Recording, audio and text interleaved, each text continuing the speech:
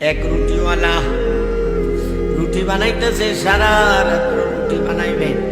এই রুটি দেশমুখ আস্তাগফিরুল্লাহ সুবহানাল্লাহ, আবার রুটিটা উঠার সময় বলে আস্তাগফিরুল্লাহ, আবার উল্টা বলা বলে আস্তাগফিরুল্লাহ, অর্থাৎ মুখে শুধু আস্তাগফিরুল্লাহ, শুধু আস্তাগফিরুল্লাহ, আস্তাগফিরুল্লাহ।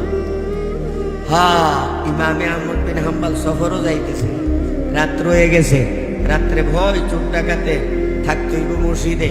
মসজিদে ঢুকছি, এশার নামাজ পড়ছি। এশার নামাজের পরে মুয়াজ্জিনের বলতেছে, ভাই আমি রাত্রটা এখানে থাকবো।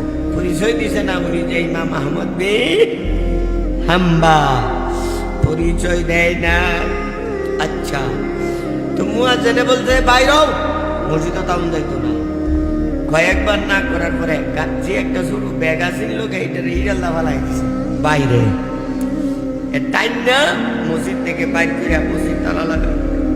ইমামে আবু হানি ইমামে আহমদ বিন হাম্বল চিন্তা করতেছেন, এখন আমি কি করুম? অন্ধকারে যাব কোথায়? আত্মীয় স্বজন নাই, মসজিদ থেকে বাইর করে দিছে, এখন যাওয়ার আর জায়গা নাই। এমন সময় দেখা যায় একটা দোকানের মধ্যে আগুন জ্বলতেছে, ওখানে গেছে, সালাম দিছে, বইছে। বইসা কবাই যা, আমি আপনার কাছে আজকে সারা রাত বইয়া থাকতাম, থাকতে পারবো? অবশ্যই থাকেন, অসুবিধা নাই। আমি ফজরের আজান হবে, আমি চলে যাব, ফজর রাখবেন তো আমি এখানে রুটি বানাই। বইসা রুসি হযরত ইমামে আহমদ বিন হাম্বল রহমতুল্লাহ আলাইহি বেচারার দিকে তাকাইয়া দেখেন, প্রত্যেকটা কথার মধ্যে শুধু সুবহানাল্লাহ, আস্তাগফিরুল্লাহ, আস্তাগফিরুল্লাহ, আস্তাগফিরুল্লাহ। কিছুক্ষণ এই দৃশ্য দেখার পর উনি প্রশ্ন করছে, ভাইয়া তুমি যে পড়তেছো আস্তাগফিরুল্লাহ, আস্তাগফিরুল্লাহ, তুমি তো জান্নাতের মালিক হয়ে গেছো। তুমি যেভাবে আস্তাগফিরুল্লাহ পড়ছো, আমার মাওলা বলেন তুমি মনে যা চাইবা দুনিয়াতে আল্লাহ সব তোমারে দিয়া দিব। বলেন সুবহানাল্লাহ। আস্তাগফিরুল্লাহ রে তো পাওয়া। তো ওই বেড়া কি কো জানে, হুজুর আমিও জানি, আমার যত মনের আশা আছে আল্লাহ পূরণ করে লেছে।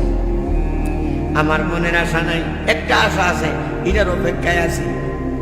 আরে একটা আশা, এটা তো বাকি থাকার কথা না। যেভাবে তুমি আস্তাগফিরুল্লাহ পড়তেছ, এই আশা তো পূরণ হওয়ার কথা। আমাকে বলতে পারবা? জি। বলতে পারবো না কেন?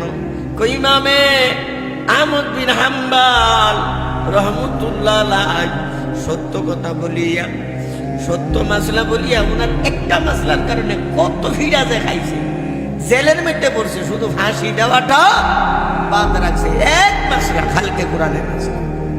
আর যত হুজুর আছে সব মুখ একবারে কষ্টিপ লাগায় বই বইলেছে। কষ্টিপ আওয়াজ করলে সমস্যা, চলো যাইতে কষ্টিপ লাগায় বইসে রয়েছি। খালকে কোরআনের মাসলা যাই হোক, উনি তো বললে মরুম, বাঁচলে বাঁচো। বলছি হক দিতে আমি বলবো এক মাসলার কারণে।